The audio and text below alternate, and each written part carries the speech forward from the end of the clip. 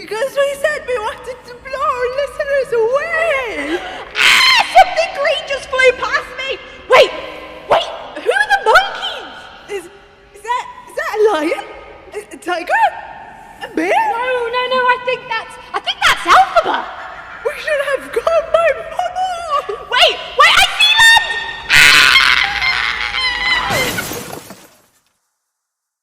Hello and welcome to Real Talks. We may not be in Kansas anymore because we have just arrived in Oz. While we're here, we're going to be taking you through the twists, turns and tornado-sized hype around Wicked Part 2.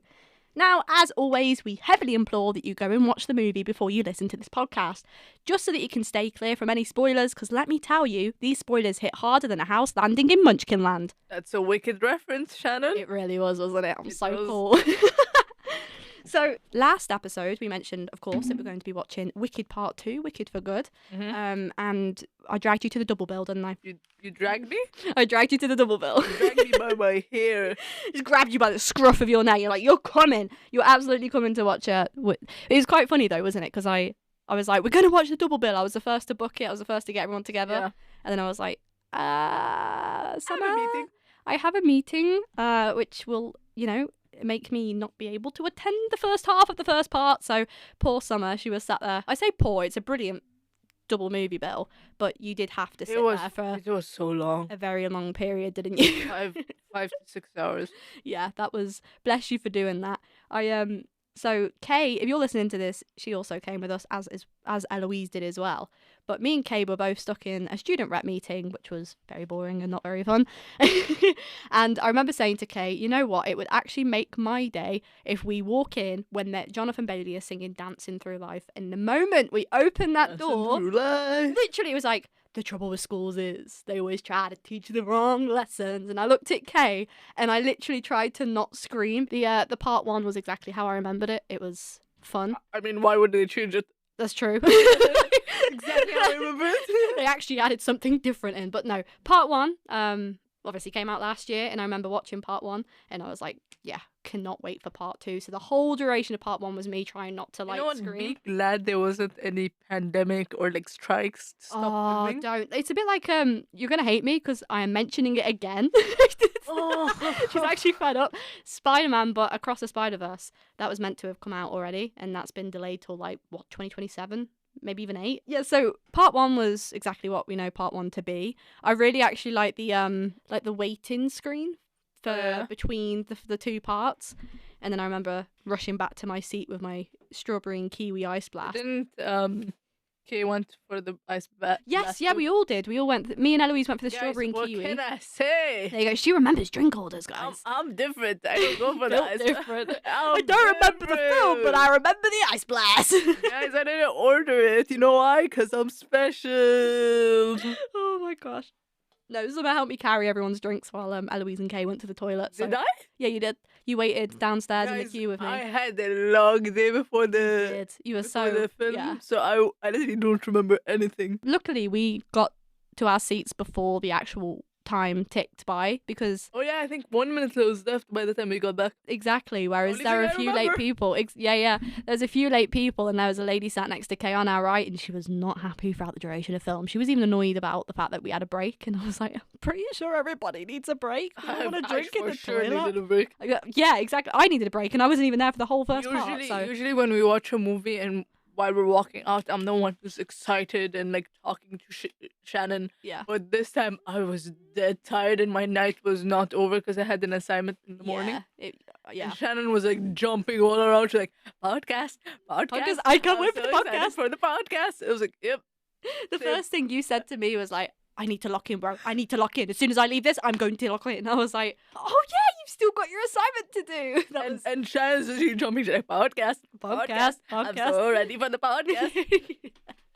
And I'm very much ready to get into this. I'd love to announce that I did lock in and I finished it in time. Hang on, ready? I'm gonna do what you did last time. Ready? Thank you. There you go. Are you proud of me? I used a soundboard. First ever time. I was bad from it. But yeah, no, so let's get on into this then. So the waiting screen's over. We're all sat there in the cinema. By the way, it's a complete packed screen, massive screen. It was the laser iSense showing we saw, so it was like the best quality that the our biggest local screen we have here in Bournemouth. Exactly, the best quality that we could get our hands on. And we were sat in the middle. Smack bang in the middle, because we were one of the first to book those seats. Yeah, because I was on a tube in London and Shannon was spamming me. Did you book it? Did you book it? Book it. Did you book it? Book it. Get the seat. I was get like, the seat. girl, I'm in a tube. I don't want to use my phone. Yeah. No, I'm really glad that we got exactly where we were sat. So before we actually introduced to the movie, you've got the Universal logo and it's green, and then you hear what's the word, like a prologue of after the last film. So you've kind of got, she's a wicked witch. They were saying, it made me laugh. But then Weech. It was the wicked witch. It's a witch, not a weech. But I kept hearing weech for some reason. Maybe it was the American accent. Weech. Weech. That's me with you guys. That's what you hear. That's what I hear. Yeah, so you have Madame Morrible. You know what I realised? It actually dawned on me doing a little bit of research for this podcast. Morrible sounds like horrible. Do you know how long that took me to process? That it was probably intentional. Madame Morrible. This might be a controversial take. Okay. But I don't think they should have casted the actress they originally casted. Who would you have casted? Because I thought she did really well as Madame Morrible. I mean, she's an Oscar winner and all, but I don't like her acting. And I was like, she could have done better. And seeing who auditioned for Madame Marble, I was like, damn, they could have done better for sure. Anne Hathaway audition. Honestly, I was cringing at everything. We haven't even got to the opening scene yet, and Summer's already like, I did not like this actress. No, it's the same with Glenn Powell. I'm like very critical with everything. Okay, well, isn't this? I'm very critical. Yeah. Like Shannon's like, I don't get you. And I'm like, and then I make Shannon understand. And she's like, oh yeah. Yeah, I don't know about the Madame Morrible though. I do think there could have been better people playing her, but I'm happy. I'm like satisfied with her acting ability. I love Michelle Yeoh. I love her. Yeah. She probably not listening to this, but I love you. I love you, Queen. Give me your autograph. But, I don't know. I think when it comes to like winning in something huge like an Oscar, an Emmy, Tony, whatever, there is some sense of ego that gets to the actors, and then they're not Emma Stone, and then they kind of lack with acting. I don't know. Maybe it's only me. Okay. I mean, if you've seen more of her acting ability, then you've got something to compare it against. But I think I've only seen her in one other film, and I can't quite remember what it is. So for me, she's just an actress. I don't know the context behind her, if that makes sense. So I just thought different perceptions with it. I just thought they could have casted someone better. But that's me. That's me. Yeah. This podcast is all about opinions. Exactly. So share us So don't yours. attack me. Yeah, don't attack Summer, but do feel free to share us your opinion. Do you think Madame Morrible was well cast, or would you have changed her if you could have? So the opening scene then, officially, where we first start seeing visuals again, is Elphaba comes flying in on a broomstick to save all the animals. Save all the animals, because like, I want to call them Highland cows. They look like Highland cows, didn't they? Oh yeah, Like the really big fluffy cows. Yeah, or like the horns. bulls. Yeah, but like I think Hairy bulls. did they have one horn? They would look like Highland cows, but different. They have the same colour. Hairy bulls. Hairy bulls. You made it dirty. You made it dirty. I was like, keep yours. Hairy balls. Hairy balls. Oh my god. No, but there was fluffy Highland cow looking animals, and they're being treated very cruelly, aren't they? Yeah. And this is where, so for context, if you've seen the West End version of Wicked? Yeah. Oh, you have? Okay, that makes it easier. They don't have that in the West End, do they? They don't provide the context. Oh. So I like how, as a viewer, we actually get the idea that Elphaba's almost a little bit of a superhero at this point. She's an animal activist. Exactly, yeah. So flying on a broomstick, and she's just like knocking out all of these different guards and stuff, helping all the animals stop building the yellow brick road. By the way, are they painting the bricks as they... I think they were. I think because they were doing this Because weird it was thing a where random paint bucket, and I was like, are they painting it as they go? I think they were. I think it's actually really clever they introduced that scene in the movie, because when you watch Wizard of Oz, you're like, oh, it's a pretty yellow brick road, and you almost have the same opinion as Dorothy, but that opinion changes when you then watch the movie adaptation. And then you're like, Dorothy's a little... That was Summer pressing that. Ah, Summer extended over to the soundbar. You could say Dorothy's a little shiz. That's a Shiz. shiz. Yeah. Reference to Shiz University there over in the land of Oz. Elphaba, as you said, is like an animal activist. Queen. Whereas on the other side, in the land of the Emerald City, The Emerald City. She is painted very much as enemy of the state, isn't she? It's there's flyers flying around, propaganda. You have Madame Morrible on the news report going, "She's a wicked, horrible witch. Like, run a mile." So that was really interesting that there was that instant divide. This is where Madame Marvel was like so against painting Elphaba. yeah, what Like, damn, you saw the she was stacks so of stuff? manipulative. You saw the stacks of like The flyers and newspapers, stuff. Yeah, you know Like, what? damn, girl, take a break. Seriously, but side note, as soon as I came out, I said they missed a marketing trick there. I would have, you know how sort of Simmers do exclusive posters and things like that. Mhm. So like Superman, there was a Superman poster when you go Book of Ice Sense as a promotional thing. No, I never got a poster from. Did you not? Never. I got one. Because I obviously, used to work in cinema, when Twisters came out, I was very much like, please look after the posters. I really want them. So they never even put the posters out. They gave them directly to me. And there was 2 exclusive posters that have been never put up yet. So that's really, really cool. So with the poster thing, all those stacks of posters that Madame Morrible had, wouldn't it have been really cool if they gave those out when you go in? Almost like we're spreading propaganda about Elphaba. I thought that was such a cool marketing opportunity that they missed. The other thing they missed, Oh my god. Fiyero. Yeah. Where are the Fiyero Rochers? The what? You know Ferrero Rochers, the little yeah. chocolates that Yeah. taste nutty? Why didn't they have Fiyero Rochers? As soon as I came out, they missed a collaboration there. Could have had a Fiyero Maybe they Rocher with tried in Fiyero emerald Rocher. colours. Maybe they tried in Fiyero Rocher. Fiyero. Fiyero. Ferrero. You get it. Ferrero Rocher, yeah. Yeah, maybe they were like, That would have been so cool though. Just like a green wrapper rather than the yellow wrapper. And I just think marketing strategies, guys, they did phenomenal with the first part of Wicked, but they really could have extended it, I think, in the second part. By the way, Wicked, if you do want to hire me, I am available. Go to Shannon Marsh Lloyd on LinkedIn. Drop me a message. Anyway, so Glinda at this point is forced into a leadership position, and she paints distractions and hope and rainbows and fairies, and everything's perfect. I think they even sing "Couldn't Be Happier," and it's all about how you know what's funny? You perfect. can tell that she's not happy at all, too. No, it's a paradox, isn't it? Mm. I mean, I think she's at a point where she tries to convince herself she's happy, whereas Fiero's in the place where he knows what's going on. He's there like, I'm not Like, quite he put her happy. aside. He was like, what's wrong with you? Yes, yeah. So did you notice at this point as well, Madame Morrible, the wizard, and Glinda all knew that they were going to announce his engagement. And bless them, they get him on the podium and they're like, "Oh my gosh, dear, we're going to tell you that you're now engaged." And he was like, I don't know how he didn't run for the hills. bless him. No, I mean, okay, yeah, first of all, bless him. Second of all, it's Ariana Grande. What? Just announcing their engagement before they even planned it. It's wild. It's like your future boyfriend. Because you're very single, though. Whoa, don't Walks- put shade at me. Walks in and I'm like, congrats, Shannon, you're engaged. Oh my gosh, poor Fiyero was kind of forced into it, wasn't he? He's also introduced as the Kind of. captain. It started off as a harmless romance, and then it kind of was like, I think I might like Elphaba, but then Oh, he liked Elphaba Yeah. when he first saw her. whereas Glinda was very much like, oh my gosh, it's that first part as well where she's like, I'm going to tell you a secret. Me and Fiyero are getting married. Oh, yeah. And then you've got Elphaba's like, wait, does he know? And then she's like, no! She literally didn't know. Foreshadowing, exactly.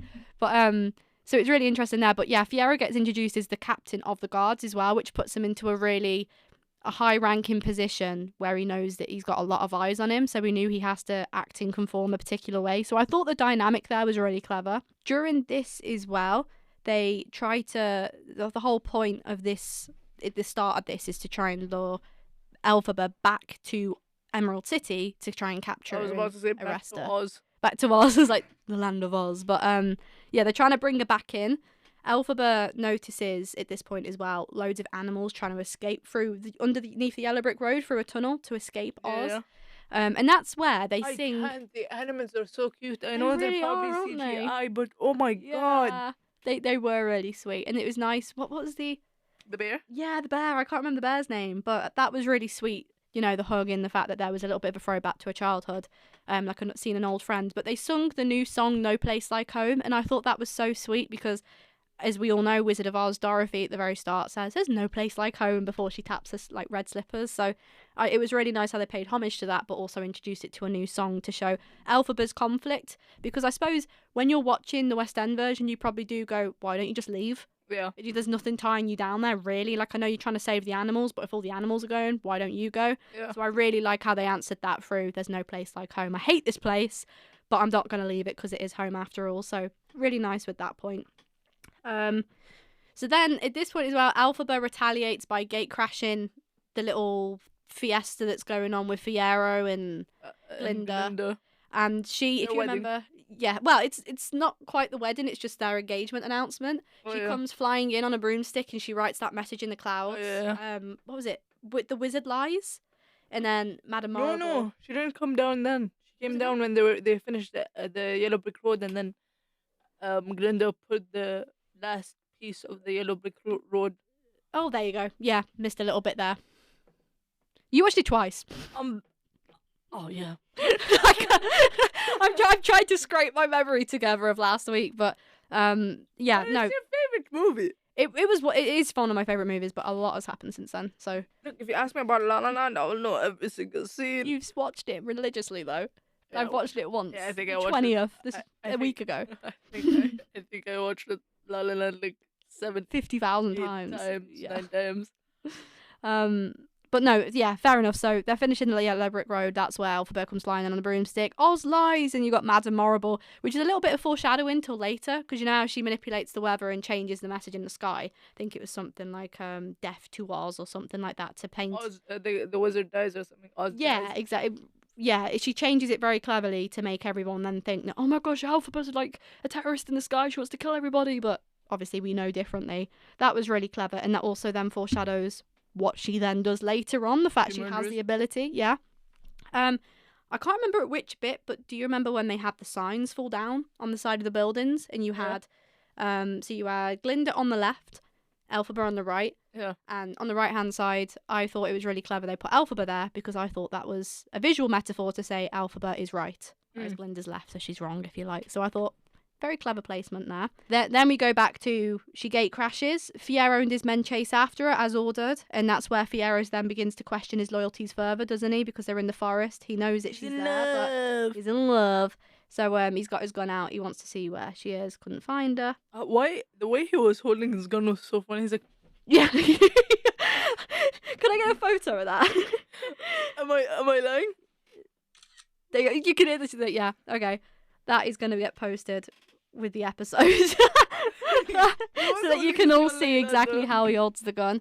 But you know, I think he knew that she was in the trees at that point, but he kind of, you know, I'll let it slide because I do still kind of have a little bit of a crush at the moment. So we'll move on. There's also a side narrative of Bok. Oh yeah. Oh yeah. The Tin Man was really creepy. He was, you know, I really liked Bok's little character arc in it because he starts off as a cheeky chappy, he likes You know Glinda. what? I'll say it here and I'll say it proud. Go on, tell us what you really think about Nessarose. Fuck that bitch. Fuck that. That's so funny. I love that. She is such a great actress. So much that I hated her character. You hate a character. Yeah, a bit of a difference. But no, there's a side narrative of Bok. So he started off with, he's always loved Glinda. Glinda was then, "Oh my gosh, you should go off and talk to Nessarose. Wouldn't it be so cute?" So he entertains Nessa for a little bit, but his heart still lies at Glinda. Yeah. He wants to go tell Nessarose that, doesn't he? Yeah. He tries to pluck up the courage. He's like, "I'm sorry, I don't really love you." And he breaks out into song about how much he doesn't love her. He also wants to leave the Emerald City. I think it's to go in... He wanted to go to Glinda and be like, "I'm in love with you." Oh, there you go. Yeah, so there's a little bit of a crossover there. And do you remember what Nessa does? Because I actually thought it was really salty, but it was actually quite comical in one sense. She bans all munchkins from leaving. travel. Yeah, so as soon as he gets to the train station, they're like, "Sorry, no munchkins allowed." Loki, this also talks about racism. Yeah, it's a big, what's the word? Like a metaphor for it, isn't it? Yeah.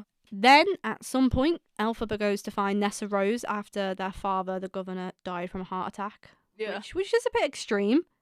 Like, oh my god, my daughter's now painted as wicked, time to die. So that was an interesting way to go out. But Nessa is resentful against Elphaba, and Elphaba tries to help her sister by casting a spell, which wasn't there a I song like for the that? fact that her slippers turned kind of red. Yeah. So I was reading the fact about it. Apparently, the original slippers were meant to be silver, but then because when Wizard of Oz came out, there was a thing called Technicolor, which was showing like really vibrant colours. So the director changed it to red last minute just to show that off. Yeah. So what they did with this film is to pay homage to the original silver slippers. They You'll burnt notice they were silver, and then they On- burnt it when she was doing the spell and then to turned make red. it red. Exactly. So Like dark orange. And I was like, oh my god! yeah, oh my god, the ruby red slippers. It's Judy Garland's slippers! Yeah. So that was really clever. But yeah, no, Nessa's severely resentful against Elphaba, and Elphaba there's tried to reason with her, like, it's not my fault, I only went because everybody's trying to kill me, please don't come at me. And then do you think Nessa was valid for any of that? Because no. no, absolutely not. I don't know if it's because I'm so close to my sister and I'm like, she does nothing wrong in my eyes. Yeah. Well, Well, actually, while we're on that topic, except when I'm right and she's wrong. I think Nessa's a bit of a narcissist. Really. She's I like, think she's a oh my gosh, you left me. Dad died and you left me. I think she's a narcissist. That was the shiz. Yeah, so there's a whole conflict between Elphaba, Nessa. She has a whole song with Bok, because Bok walks in, is like, oh my gosh, the Wicked Witch is here. What are you doing talking to her? And Nessa's like, I can explain, it's fine. And Elphaba's there like, please don't panic, please don't stress. Nessa turns really foul and decides to take things into her own hands, goes over to the stupid spell book, grabs the Grimoire, the book, and starts casting her own spells, which I thought was really interesting because no one else could cast the spells. Whereas she just starts speaking absolute waffle and basically kills Bok. And it's only because Elphaba was able to pull through that she made him the Tin Man. Yeah. But Bok gets given the version by... Was it Nessa who actually said, no, Elphaba turned you into Tin Man, it wasn't me. Because she's such a shiz. I think it was actually very clever how they did that, though, because obviously later Nessa is no longer alive. Spoiler alert. Hallelujah. But Bok never quite gets the closure. So unless Elphaba goes to him and says, I didn't kill you, which I very highly doubt that he will ever believe because he's that wound up in anger. And you know what? If I turned into Tin Man, I would feel the exact same. Okay, you know what? Let's ask this question. Would you rather be Cowardly Lion, Scarecrow, or Tin Man? Not the Cowardly Lion for sure. You wouldn't be Cowardly. Okay, because Scarecrow doesn't have a brain. And Tin Man doesn't. I mean... Oh, wait. Question. Would Fiyero be able to consent now? Because he doesn't have a brain. Consent? Yeah, to doing stuff with Elphaba. He doesn't have a brain. I don't think you can consent properly. You don't have the capability to think of the thought process if he doesn't have a brain. Fair, but he has a heart. I know he has a heart, but it would make sense. How does a Tin Man have a brain but not a heart? Because technically Tin Man died. I mean, you could say the same about Fiyero, though, because Fiyero also dies as well when he, gets tortured. They both die. They both don't have a brain or a heart. That's a good... I suppose it's just a spell book. I suppose it's... Elphaba was there like... Movie magic. Elikanama, Norma, make you have no brain. Elikanama, Norma, make you have no heart. That was what I gathered from that song. Okay, this is a good question. From the characters, who do you see yourself in? Oh! What, in all of the characters? Yeah. I feel like I would be Elphaba the most. Only because of the sense of, I want justice for the injustices. But if you're excluding Glinda and Elphaba, because they're the main ones. Okay, from Dorothy's gang. Yeah, so, Fiyero. So Scarecrow, Dorothy, Toto. Yeah. Toto. I'd probably like to be Cowardly Lion just because he looks really fluffy and cuddly. But your face, he just grimaced. No, but in he's terms such of a cowardly guy. he is yeah, but he finds courage at the end, doesn't he? Not in Wicked. In Wizard of Oz, he does. But we never know in Wicked, do we? We actually never know. Yeah, that's what I'm saying. Just appeared 2 times he appeared, but he was He was like, oh my gosh, she took me out of a cage, I hate her. I'm like, what? exactly why? What? You'd rather be in a cage? I did. Like, he was so She scared. made me not face hardships. What a horrible woman. And he was like Yeah. so scared. It's actually interesting though because it shows how easily people can be manipulated, and I think that is a big metaphor for life because like media and press outlets. Yeah. So Bok becomes Tin Man after Nessa tells him it was Elphaba. It was the Wicked Witch of the West. And of course, Bok, being Bok, goes, okay, let's do it. Can you give me your best Bok? Bok! Oh yeah. Really clearing our throat for this. Fuck! That sounded so backroomy for a moment. Bok! Sounds like a chicken. Bok, bok, bok, bok, bok, bok, bok, bok, bok. Yeah, this begins, I dare say that this is his villain arc. Because he goes off, he's never the same from that point on, is he? He's like, the Wicked Witch! Yeah, the witch! At some point, Elphaba then goes to talk to Glinda. Because there's that iconic trailer scene where Glinda goes, Elphaba, I know you're out here. Come in before the monkeys get you. And then all of a sudden How Elphaba did she spawns know? in. Because the window cracked. No, but still, like she expected. How did she actually think Elphaba would? Can you imagine, actually, if Elphaba wasn't there and Glinda just looks like an idiot? Elphaba Frop, I know you're there. Brings her in. They have a little chin wag. They're like, oh my gosh, you're wrong and you should do this, you should do that. Yeah. Then they have a bit of a conversation with the wizard because Elphaba's like, screw you, I'm going to go talk to the that scene wizard. when they're dancing together and Yeah. everything. I love it. That did not make sense with the plot. Yeah, I Because did. it's like, oh, let's sing Wonderful now. Let's make out that nothing happened before and everything's going to turn back to normal. We've turned the whole of the state against you, but it's wonderful. It's fantastic. Absolutely They call crazy. him Wonderful. Du-du-du-du-du-du. Beautiful. So the original West End version, don't know if you remember, only had the wizard sing it to Elphaba. Didn't have Glinda, so they added Glinda in there. Which Because I you don't know think why? it worked better. Go on. Ariana Grande. yeah, literally. We've got the budget, stick her in there. Do you know what? To be fair, I didn't think of that. That's true. It'd be very expensive though for their time. Like, I wonder what the actual strategic decision behind it was. So the wizard tries to convince Elphaba he'll change and rectify his wrongs. She falls for it. Yeah. Not gonna lie, what a stupid move from her part. For sure. Like, how can you be like, oh my gosh, all it takes is a song and I'm suddenly, like, amazed by it. Everything's wonderful again. I'm like, no. I'm sorry, no. She fell for it so hard. Like, I think it shows how naive and trustworthy and gullible she was, and I think it's good though because it makes her, I want to say villain arc, but it's not even that, like her vengeance arc, Yeah. even more meatier because she's not only been betrayed once, she's been betrayed twice. Yeah. Later on, Elphaba, this is what I've put in my notes. Later on, Elphaba crashes out when she finds out the animals were locked in his basement thing, and I can't quite remember how it worked with the narrative, so you're gonna have to remind me. When do Glinda and Fiyero get married? Is it around then? I'm sure it was. Was that marriage? Yeah, so there was Wonderful, and then for some reason my head completely blacked out, and I can't remember what Oh happened. yeah, she went off to the wedding. And she was like, see you guys there. Yeah, because for some reason I thought when Elphaba flew through the window it was night. Night? No, because they sing in the morning, they go, oh my gosh, look, it's tomorrow. Yeah. And they make that joke. Right, that's why I was confused, because they sung through the night, then it was the following day. Damn, that's a whole... They spent so long singing. That's a long song. Like, yeah, when I think about it. So yes, that's right. So I was right with my thinking. Glinda goes off to marry Fiyero. Mm. Elphaba is left unattended, and a flying monkey goes, ah, ah, ooh, ooh, look in there, look in there. Ah, ooh, ooh. It was more like... Moves the picture frame, and she sees all these animals. Oh, do you know what is really sad though? Dr Dillamond. Yeah. When he didn't have a voice, he just had like.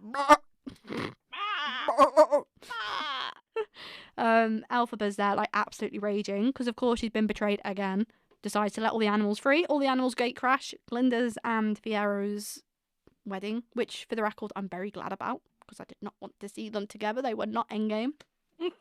Fiyero rushes in because he's like, everybody stay there, I'm gonna be the captain, when really he just wants to have a cheeky moment with Elphaba, doesn't he? Yeah. That's where Fiyero decides to take sides, completely switches on the wizard, which, by the way, only made my attraction for Jonathan Bailey heighten. I was like, yep, fair play to Fiyero. He shoves the wizard in the cage as well, doesn't he? Do you remember Yeah. like the little gets in the cage, switches up on him, flies off on the broomstick with Elphaba. With the way he's holding the gun too. Yeah, he has such a, like you said, he almost brings his shoulders up high as well when he Yeah. does it, and he like looks like he's been strangled almost. Yeah. Yeah, I know exactly the look. But yeah, he flies off, and that's where he decides, you know what, I am Team Wicked. I'm Team Elphaba. And then they have a low-key erotic moment. Oh gosh, okay, this is where things actually really get interesting, don't they? So they have a little chat. Oh. They have a little catch up. And chat by Little singing, by the way. Always by singing. Did you notice how smooth it was when Elphaba had them both fly? So it was like that Superman with Lois Lane moment. And then, Superman was more smoother, but okay. but no. I thought it was actually really smooth because Elphaba somehow transitioned them from the really dodgy little den they were in By to way, the that bed. bed looked like it's gonna fall any second. Yeah, that's true. But did you notice how smooth it was where Yeah. she went from the den to the bed? They were singing. They were Oh, hovering yeah. above the bed, and all of a sudden they sit on the bed, and then you know something's going on there. That was like, oh. Yeah. Glinda is cut up about that, which fair play because she was just about to get married. Such a pretty crier. You know what? I loved the change in Glinda because remember last episode I said one thing I really, really like is villain arcs. And Glinda turned a bit dark, didn't she? And she literally was like, use her sister. Yeah, literally mad and marvel. She had a back to her and she was like, if you want to lure her out, you need to get her sister. And I was Yeah. like, oh, was Glinda, like, damn, you girl. switch up. But she didn't say to do the whole tornado thing that they And do. then kill her. So, did you remember what Elphaba says to Fiyero before they make magic? She goes, Like babies. she goes, yet. I'm feeling wicked. And then their scene that's cuts like a away. French thing. Oh my gosh, I was there. Like, I remember turning to Eloise because we were both laughing about the fact that, Fiyero was getting on. And I looked at her, I was like, I think she's feeling wicked. Like, what a thing to say before you get into things. Oh my god. It wasn't very PG. That's how you'll be. Oh my god. With Billy Loomis. Never say that again. That's traumatic. Please, if you're listening to this, do not imagine anything ever. I actually put on my notes, Nessa and Fiyero get wicked. So they're getting it on. They're having a really wicked time. And And in the background, her sister's getting murdered. getting a tornado slammed on the house. I will never be No, able I to think watch. The funniest scene was her like going on the wheelchair down and it's like raining and like storming, and she's looking for Buck, and she knows for a fact Buck doesn't want to see her. Yeah. So I go out of your way, and you see it's just her. And like, I don't know if it was again the CGI. Yeah. But it looked so weird, and I was laughing so hard. Just that like. She's like, Buck. And like like she's chicken. like rolling in her wheelchair, Yeah. and I'm like, girl, Buck doesn't want to see you. Go into Isn't it- hiding. Isn't it really weird though that when Fiyero and Elphaba are getting it on, the only vision she has is a sister getting flattened by a Yeah. house? Can you? I mean, that's a really weird thing to imagine, but just imagine, like you're in a really intimate moment, and the only thought you have is You're this like, really. my sister's getting murdered. Yeah, literally, like, bear with. Stop getting wicked for a moment. My sister's been flattened. Like, Stop getting wicked. watch this turn. The phrase "wicked" is going to have a different meaning in the next couple of years. Oh my I'm god! telling Every you. time you say wicked, I'll start laughing. Oh my god, wicked moment. Yeah, done with the deed. Has to get on the broomstick, flies off. Poor Fiyero, he just leaves it there. Yeah. He's like, sorry, my sister's been flattened by a house. You know what?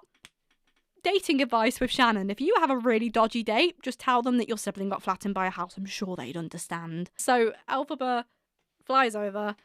We don't actually see the ruby slippers under the house, which I don't know about you, but I actually found a bit disappointing because you do see it in The Wizard of Oz. So Yeah. that's one of those things. And I absolutely love the dynamic. I know that something really severe happened, like, I don't know, her sister died and had a house flattened on her. But then you had Glinda there being a little diva, like, you stole my boyfriend, come at me! She's like, are you serious? You just killed my sister and you want Yeah. to talk about boyfriends? What the? I love their dynamic though. And it was when, thought it was really cleverly done how Elphaba jumps backwards, like she does a backflip over Glinda. And does the give me your best evil witch laugh. Gotta bring it out. That was actually pretty good. Thank Ready? you. Oh my god, that That was better. Someone's gonna pop up at the door now. Like, why are you cackling? What is so? Because I'm not gonna actually make that joke. I was gonna make a joke. Anyway, Anyway, you know the joke now. no, because I was gonna say, yeah, we're having a wicked time in here, but judging by the context, I don't think that was appropriate. No.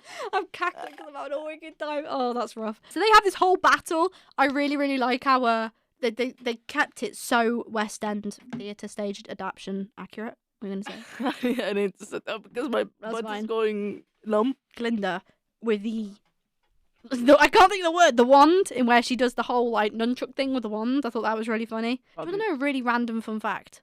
My tooth fairy was called Glinda, and I didn't realise until later that my mum had chosen Glinda purposely because of Glinda from Wizard of Oz, which is quite sweet. We find out that Glinda is a backstabbing. Yeah. She backstabbed Elphaba and she got her caught by the guards. That is a really, really shizzy thing to do, though, when you think about it, because her sister just got flattened by a house, and then she's like, "Ha! Surprise!" But you know what's more surprising? Go on. Fiyero coming in with the That's right. He was on the with monkey's the back, flying but monkeys the too. monkeys dropped him off. Yeah. The thing that makes me laugh, right, is why couldn't the monkeys have taken Fiyero afterwards? He didn't need to get caught by the guards because Fiyero was like, "Elphaba, go!" And Elphaba's like, "No, I need to stay. Elphaba, get on the broomstick and go." And then I'm like, surely if the monkeys flew you there, they could have just grabbed your arm and flew you back with Elphaba and you would have had a happy ending. But no, for the law, he had to be taken off and kidnapped. And then he got tortured. He did that. You know, that was an actual really clever scene. Like, it was how impactful it was with the... It was almost They like didn't actually show it to us. It was like more flashes. like silhouettes and Yeah, flashes more and flickers. flashes. I thought that was While really she clever. was like reading the grim. Yes! Okay, Grimmery. that's right. My favourite song of the entire... So Defying Gravity is absolutely up there, as I'm sure everyone else is. No Good Deed. No good deed goes Oh, unpunished. Cynthia did so good with that song as well. I had literal chills in that cinema. Literal chills. I think people were cheering as well for it because we had a very interactive audience at the I time. don't remember anything. You don't remember, but no, it was really, really good. But she saves him by turning him into a scarecrow. Yeah, that was. I bet he was itchy. that's Think your about first it. thought process. Think about You're it. like- I bet he was itchy with the straws and everything. Yeah. Then Glinda has to go on her bubble. Yeah, so one thing to notice about that is I think there was a thing, I saw it on TikTok afterwards. So her wand, when she's a kid, she has a wand and it looks like a normal bubble, like a little circle. Yeah. And then as we go through the plot, she actually has a wand that looks really spiky. And people were it's like saying it's like the bubble bursting. Yeah. And I really, really like that because for me, that is a metaphor to her realization. She's like, oh my God, you know, when people are like, I'm sorry to burst your bubble. It's sort of like, I'm sorry to give you that realization. So it's actually really clever at the very end. Her bubble was burst, like in terms of physical with the mode of transport and things like that. But we literally have the most iconic scene. By the way, while they were singing For Good, I've always seen like TikTok saying Dorothy in the basement listening to this. yeah, I know exactly the ones you mean. It was so funny. But For Good actually had some people crying in our screening. Yeah, I think you're missing the witch hunters. Oh yeah. The witch hunter bit. So Dorothy, Toto, Cowardly Lion, Tim Hanks, basically the Dorothy cast, they all got assembled as witch hunters. And I didn't realise how much the fans really cared about how, what was his name? Bach. You know, Bach? How he projected his voice. I didn't know that's right. I remember them saying we've got high expectations. And then And he afterwards he nailed surpassed it. Yeah. I was scared. Yeah. And the way he looked up at Glinda with the scowl. Rage in his eyes. Yeah, no, I thought he did very, very well with that. So then there's a song Witch Hunters, and they have a particular chant in it. And when I was watching, I was like, I'm sure I know where that's from. And it's actually from the original chant of Wizard of Oz. So that was a really clever homage that they paid to that. So I really, really liked that they had that. Then like Glinda gets her she's like She gets the horse. She got the moment. Yeah, And the then she- epiphany. Yeah, and then she went to get the horse. Yeah. Fiyero's blue horse. I didn't realise it was Fiero's horse. I know realized she the asked for second time I help, watched- but okay. I did not 'Cause I was know. tired the first time. Yeah. And then she goes to how did she? Oh, I know the monkeys were there. They helped her. Yes. And I think the monkeys led her to Elphaba because there's no way in hell she knew where Elphaba was. yeah, that's right. I 'Cause do Elphaba know moved from the forest to Fiyero's castle. in the first act, you know, when the wizard was showing the Land of Oz because he was like, oh, I don't know which road to change the colour to, which colour to change the road. There was actually the very like fortress of Elphaba's in that map, I noticed. The one that she moved to? And yes. she started singing No Good Deed. No good deed will I do again. And then they have that, they have a little, a moment. Yes. It's quite, I actually teared up during that, and I think a lot of other people did. Oh, like yeah, you said, I heard the girls behind me go. It's like sniffling. Everyone was emotional. Yeah. And it's sad because Glinda really thought she was going. She took her to the closet. Yes. And then closed the door, and it was both that their was shots. so clever. Yeah. And then when we saw Dorothy fight Elphaba, I love that it was just shadows. I love it because you then to see that perspective of what she like would have actually have happened. That's why you look at the Wizard of Oz. The only other film that they've done that I know of is the original animated Lion King. Yeah. You have Lion King 1. Have you ever watched Lion King 1.5? There was 1.5. 1.5. So there was 1, 2, 1.5. Uh-huh. First one's obviously Simba. Second one's about Kovu and Kiara. 1.5 is actually the first Lion King, but from Timon and Pumbaa's perspective. So when they did that with Wicked, I was like, oh, that's really clever, because to understand the other perspective, you then watch The Wizard of Oz, which everyone has known and loved anyway. So and then Glinda opens the door and she sees Elphaba's hat, and it's so sizzling sad. on the floor, and there's that little so tear. sad. And then I forgot his name, honestly. The main monkey guy. We get that scene where we get with the actual green bottle. Yeah. It's So I thought that was really clever because it gave us closure on the actual wizard. Yeah, it was really nice. It was a really nice moment. He talks to Glinda. Yeah, no, the wizard gets back on his hot air balloon. He buggers back off to Kansas. Dorothy's obviously no place like home for ruby slippers, and she's buggered off. Yeah. And then it was so funny that Glinda was like, "Oh my god, finally!" Yes, gone. Yeah, literally gone. But the time where my respect heightened most for Glinda in the whole film was how she treated Madame Morrible. Good. She did so well with that. She was like, well, it's your turn to get locked up now. And how she handled that was so cool. It was nice because I did notice that Glinda's dress throughout the start of it was all purple. And sorry, pink, which is her colour, as we know. Halfway through, it actually turned to a white. And you know the phrase of, oh, you look like you've lost your colour, you look like you're not yourself. I actually think that was a metaphor, again, with the colour theory, where they were trying to do that on purpose. The other thing as well is, on the colour wheel, did you know that green and pink are complementary colours? So they're both on the other, they're opposites, but they're both complementary colours, so it shows that they go together. So that was really clever that they incorporated that. So the only people that we never actually get to see an unfinished ending for is Madame Morrible, but also Boq. And I've heard theories now. I don't know if you've heard any speculation about it. Apparently the director of Wicked Part 2 is open to do more parts based on the books. And a lot of people are speculating that Madame Morrible does not get a closure. She does not get an ending, so she might want to strike back and have more revenge and manipulate or whatever she wants to do. And then we also have Boq never gets his happy ending because he's still a Tin Man. Yeah. Elphaba's supposedly dead, but he's not going to feel anything. He doesn't have a heart still, does he? So he doesn't feel quite right. So it'd be really interesting to see where they go back to that. They also had that really sweet scene that I don't feel that we saw in the West End at all, where Glinda's dressed in all white. And then, the iconic traditional poster, the Broadway poster, where she's whispering in the ear. I really, really like that. That was quite sweet. So I've got a couple of questions for you before we wrap up today's episode. Favourite song from Act 2 and why? For good, for sure. For good? Yeah. I suppose you're one of those that like all the happy... I mean, I say that. I think it was like... Yeah. I love No Good Deed. No good deed goes unpunished. I just love it because that shows that she is not taking shiz anymore. Yeah. She's not standing for it. She's no good deed is going to go unpunished now. Yeah. So I really, really liked that song. If you had Elphaba's spell book for the day and you could actually understand all of the ruins in there, what's the first spell you would cast? Yeah, if you could have a power. Okay, but if I could have any power in the world, it'd be to teleport. Just because I wouldn't have to pay for travel then. If I want to, I want to teleport to a tornado right now. Straight into Tornado Alley. Yeah, that's fair. It's one of my favourites. What about you? I want to go invisible. So I can sneak out of lectures. Would it count? You know how it is in movies, shapeshifters take the abilities of the people. Okay, so you're thinking, yeah. So yeah, that I think that kind of concludes today's episode. Can't believe. Before we finish, yep. There's a few things I'd like to say. Okay. Oh, okay. I know where you're going with this. Yeah. Yeah. So first things first, I'd like to say is we should trademark. We should trademark the word good. Well, we can't all get around by bubble. This is the way. Oh, yeah, I loved that. That was when they were fighting in the. Yeah, said by Elphaba. And for our sake, stop crying. Said by Elphaba.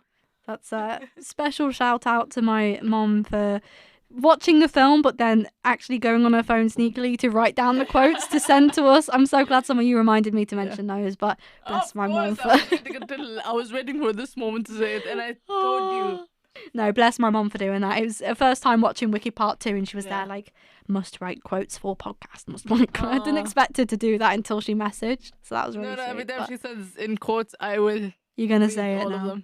I'm gonna purposely get my mom to say wrong quotes just for you to quote now and make it look like it's you. She wouldn't do that to me. Yeah, no, but thank you so much for listening to this episode today, guys. If you haven't already, please go and drop us a follow on our social medias at Real Talks Podcast. That is TikTok, Instagram, YouTube, and I'm missing one, Spotify. I did look into Apple Music based on the last episode, and it does cost. If you want us to be in Apple Music, give us money. Yeah, so make sure to give us a follow on our social medias. If you have any questions, suggestions, or any ideas that you want to give us, please message us. I want you guys to rally around and spread out this hashtag free Samaa so I can be a host again and do the soundboarding. If you want to host next week's Zootropolis 2, there's nothing stopping you. Not next week. No, look, she just gave me like, no. You're the one who's excited for Zootropolis. I am excited for Zootropolis, Exactly. but you can still host. I can still talk about it. If you want to press with the soundboards next week, then that's honestly. Thank you so much for listening today. Next week is going to be Zootropolis 2, which I am again very, very much looking forward to. We're watching that on Friday, so. The other next week is a movie. The other next week, pick. we're back to all of the big Samaa blockbusters fading again. Yeah, we're back to Samaa being dark and choosing dark movies. For Christmas, by the way. Even though it's Christmas. We're diving into December. I don't celebrate Christmas. So I don't know if it's right to mention right now, but I do just want to give you guys a heads up that this podcast has been more of like a side project that we've had ongoing for the whole of our first semester. Our first semester then finishes in the new year. So at present, we are looking at constantly, as we're doing, giving you an episode each week until the new year. However, after the new year starts, we may then cut back on our episodes as we look into doing other projects, including, we're still yet to talk, a bit of YouTube. So please make sure to still follow and support us. I am not in the YouTube video. I am filming the YouTube video. Yes, although it's preliminary conversations that we're having right now. Summer is looking at being a camera operator, while I'm looking at maybe doing a bit of presenting and editing with our friend Kay. But that is all yet to be finalised. We will give you more information in the future. But we just thought that, while we're on episode 4, might be good to give you a bit of a forewarning in what our future plans are. But and of course, if you want us to come back, we'll come back at least once a month. I was saying I don't want to completely eradicate it, but it just might mean that we have less consistent episodes. So yeah, just be mindful of that. But enjoy them while they last. And thank you very much for listening today, folks. We're going to get back into the tornado and bugger off out of Oz.